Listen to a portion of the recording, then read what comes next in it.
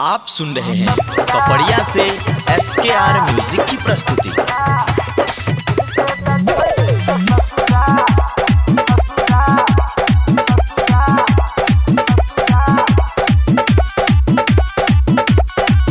मां Savitri recording studio. चालू लागलिया तोड़े पसरा तू तो चल जेबा छोड़ के ससुरा सुना। चालू लागलिया तोड़े पसरा तू तो चल जेबा छोड़ के ससुरा। हम तोड़े रहबो कुमार गे रनिया के रनिया तू बना दे दोसर के कनिया कोना के रहतो तोहर याद गे रनिया के रनिया तू बना दे दोसर के कनिया कोना के रहतो तोहर याद गे।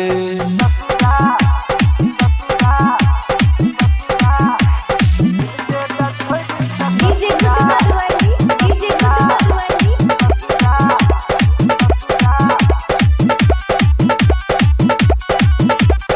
मां सावित्री रिकॉर्डिंग स्टूडियो।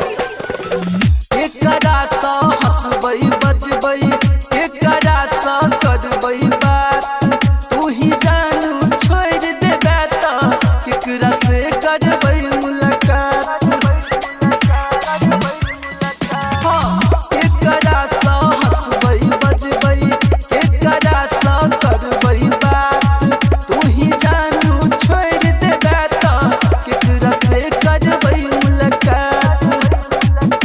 ना हमरा ने जानू कना गई अब कतही घर में मना गई जदि कर छही हमरा सब प्यार गे रनिया गे रनिया तू बना दे दोसर के कनिया कोना के रहतो तोहर याद गे रनिया गे रनिया तू बना दे दोसर के कनिया कोना के रहतो तोहर याद। अभी आप सुन रहे हैं कपड़िया से SKR म्यूजिक की प्रस्तुति।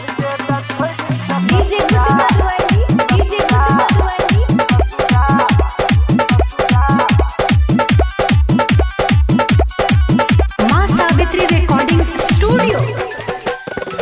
तोड़े संगे जीबौ मरबौ तोड़े सा हम करबौ प्यार गली गली में खोज के देखही मिलतो नहीं हमारा सनियार।